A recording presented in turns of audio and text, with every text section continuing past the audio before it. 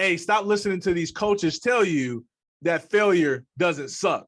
Failure sucks, right? Like, and I know what people are going to say, like, failure isn't final. You can learn from your failures. And I know all of that, but it is not good to fail all the time. And if you want to shift from failure to success and stop having to learn from failure and take that as your win, I want you to watch this video, because this is part 4 of our series, 4 reasons why your message isn't getting the visibility it deserves. Check it out.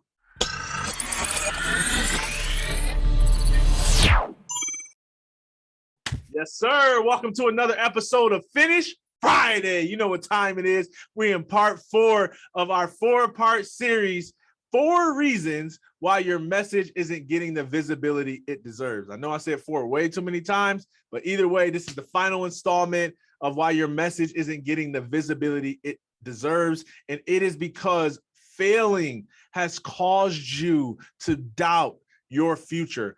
Failing has taken your energy. The fact that you've invested money and lost it, the fact that you tried to post and get visibility on social media and you got crickets, the fact that you attempted to show your creative genius and nobody liked it. Like, failing has caused you to question yourself, doubt yourself. And I know what that's like. I done failed more times than I've succeeded. I've spent money on big projects that I thought was gonna like really work and make a lot of impact, and it didn't impact anybody. I have planned for hours and hours of time to make something launch and invested thousands of dollars and made zero money. In fact, lost money. I have got it in front of people, thought I had the world's greatest story example or whatever, got in front of them and bombed it and been publicly embarrassed.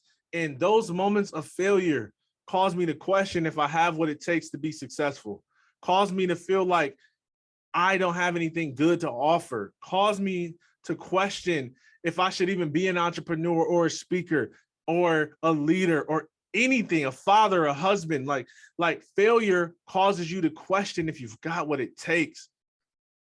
And yeah, I know that we can learn from failure. Trust me, there is a lesson in every failure.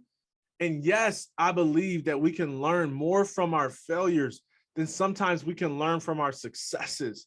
But I see a lot of people comforting themselves in failure rather than shifting into success. And that is why they're not getting the visibility that they deserve. So I'm going to give you 3 ways that you can shift from failure to success. Knowing this, that failures are inevitable, but I'm talking about a spirit of failure. I'm talking about where all you do is fail and then got to get more prayer, got to talk to more people, hire another coach, and then you fail and you fail and you just keep staying stuck and you're not tapping into that next level that you know is available to you. Let me tell you how to shift. Number 1, learn from the losses. Yeah, learn from them, right? That's part of it. Part of the shift is making sure that you learn from the loss. Look at what you could have done better. Look at what went wrong. Look at how you could have communicated differently. Look at the timing, like assess every nuance of the failure and pull all the wisdom out of the failure. If you gonna invest money and time and sweat and tears and blood into something and fail and not learn the lesson from the failure, my friend Andy Henriquez, we do a Friday room on public speaking together.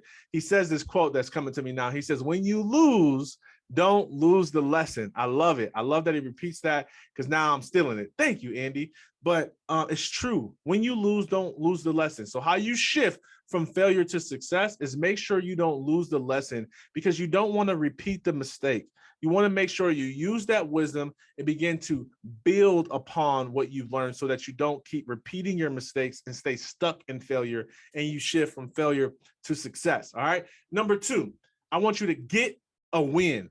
W-I-N. Any type of win. I mean, I don't care if you make your bed nicer in the morning, military style with the tucks in the corner. Like you can go shoot a layup outside, like lower the rim to 6 foot and dunk on it. Like, get you a win so that you feel like your energy shift from failure and defeat to victory and success. Like, even if it's a small thing like that, it feels good. I'm telling you, there was this one time this kid was in my neighborhood. He's a teenager, and I was just trying to get back in shape. I got all overweight. I'm like, okay, about to get back in shape, and I go to run through my neighborhood, and he starts, barking at me like, oh, you don't want to check up. He's playing basketball. And I'm like, man, I'm not trying to, this kid don't know I played, and, I was good. And even though I ain't played in a while, I still dunk on him. He don't see that the rim is low. So I'm like, yeah, haha, like I'm kind of pushing him off. But then the competitor in me was getting to me. So I like kept running, and I told myself, when I finish this mile, because that's all I could probably get out is a mile. When I finish this mile, if I come back and he's still there, I'm dunking on him. And sure enough, I come back, he's still there. He's like, oh, what's up? Oh, you back? I'm like, yeah, check up. So we started playing. We played to like 5. And then for that last point, you know what happened?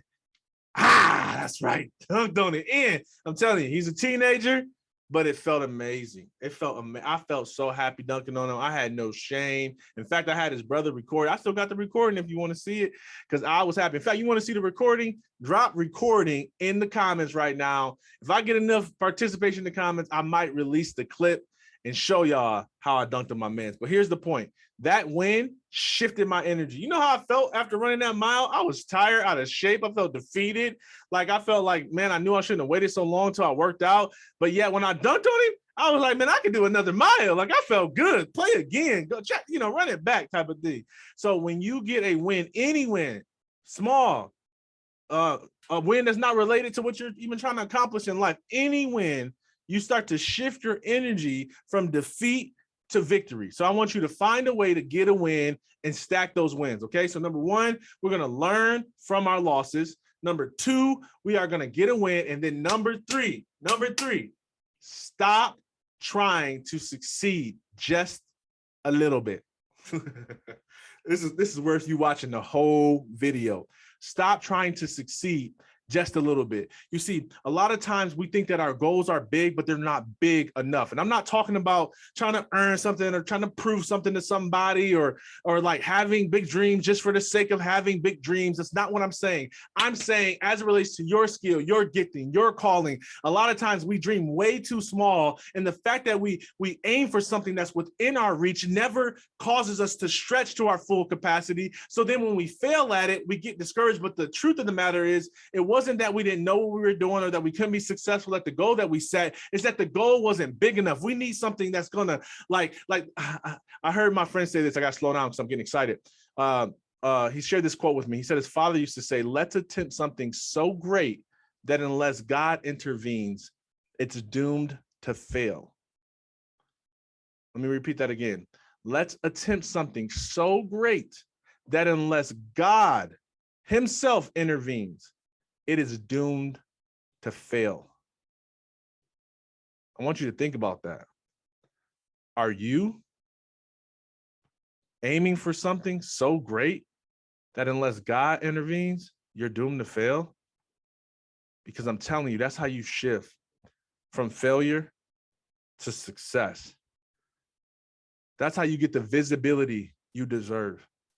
You step up and you set a bigger dream, and you get more people involved, and you go big or you go home. And even if you're not that type of person, let me help you shift into that type of mentality. It's not about you. I don't feel like it. I don't know. And I'm like, yo, listen, I'm not trying to guilt you into this.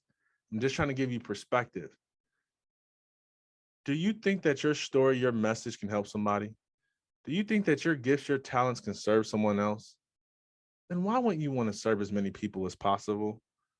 And if speaking, getting your message out there is what helps you to serve, is what helps somebody who's stuck get unstuck, why would you not want to do more like of that?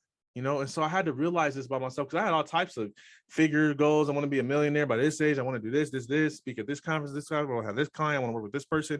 I had all these goals, but it wasn't big enough, y'all. It just wasn't. I was playing too small. And I said, look, I'm affecting 1 million people in 12 months. And then after that, I'm going to do another 1 million in 6 months. And then after that, I'm going to do another 1 million in 3 months, right?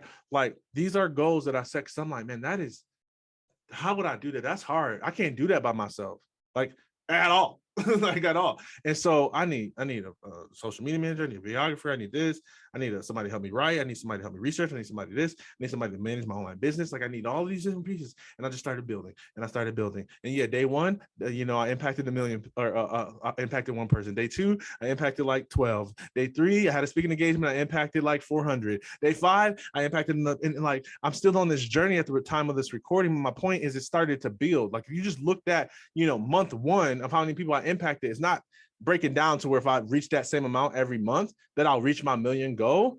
But I know I'm going to reach my 1 million goal because a month from now, I'm going to have another team member. A month from now, I'm going to have another opportunity. And because I keep showing up and because I'm not playing small, I'm going to impact 1 million people. No, not change 1 million people, impact 1 million people. Get 1 million people to say yes to their dream. Get 1 million people to say yes to their call. Get 1 million people to say yes to the thing that they've been putting off, the book that they haven't wrote, the speech that they haven't delivered, the concept that they haven't shared. 1 million people to do that. And when I do that, that means they are operating in their lane and they're going to do it for more people and they're going to do it for more people. And it's this ripple effect on how we elevate society, heal the planet, and experience the abundance that's already available to us in the world that we live in. So if you know that there is a world of abundance and you're not experiencing that abundant world, maybe it's because you keep trying to create your own solo abundance and you're not joining and teaming up with other people to make sure we all access abundance. You having abundance without the rest of us is not the life that I'm signed up for. I want to be a part of something that includes all of us. So how can you do that, Dream? I want you to just think, just whatever your goal is, I want you to just say, well, what if I were to times it by 2? Well, what if I were to make it impact more people? Like, what if I were to just have a bigger facility? Like, again, this is not for bragging sake or to prove something to anybody. This is how we tap into the abundance, by doing something that we cannot do in our own strength by ourselves, just for our family, but to do something for the world. And you have to decide what that looks like for you. But I'm telling you, when you do that, when you learn from your losses, when you get quick wins and repetitive wins and shift your energy, when you stop trying to succeed at little bitty things and you try to succeed at a big, huge God dream, that is how you shift from failure to success. And I'm telling you from experience, from encountering one of the most major failures in my life, lost my dream of playing in the NFL to a back surgery, lost the girl that I thought I was supposed to marry, was depressed, got suicidal, went from 275 pounds to 219 pounds in 4 weeks because I was stuck in the middle of my failure. And I didn't think that my life had purpose, had meaning. I let failure rob me of joy, of peace, of fulfillment. And I was scared to try something big again because I tried to make it to the NFL and it didn't work. And I was allowing a previous failure to keep me from playing big. So I was like, oh, you know what? I'll just reach 6 figures and I'll just do this and I'll just, impact a little bit of people. And I'll just get 10,000 followers on social media. And because, that's manageable and I can do that by myself with a little small team and help. And I don't have to, try to do something big again, like I did with football and fail. And I realized that I was thinking too much about myself, too much about my old pain, too much about my old past. And I wasn't thinking enough about how we as a society, as a human race, as brothers and sisters in Christ, like how we move forward together. And when I started to enlarge my vision to be greater than me, to a God-sized vision, I'm telling you, energy shifted. I stopped failing over and over again at things because I was finally playing a game that God was like, I'm for that. And not to say that he wasn't in the details or the small things. That's not what I'm saying. I'm just saying there was something about it where I just felt like, man, like this is worth people rallying around together. Nobody want to rally around my small, 6-figure business. Maybe somebody want a job, but people who want to impact the world and show the world its greatness, they need a bigger dream. And I got to put that out there. So that's what I did. So I want you to remember that, because that is how you shift from failing to success. And that is how you get the visibility you deserve. So if you haven't caught the other videos, make sure you go back and watch them. I talk about other ways, other reasons why you're not getting the visibility you deserve, and then also solutions for how you can do that. If you're a speaker, make sure you join our private Facebook community, Speaking Made Profitable. If you like this content, you vibe on what I'm saying, or you watch some clip and you came to this video, you haven't yet subscribed to the YouTube channel, make sure you subscribe. And when you get that notification that a new video is released, just go show your boy some love, engage in it, because that's how we get the visibility that we deserve as a community and that this message deserves for it being helpful. All right. I love you. Always remember, finish strong.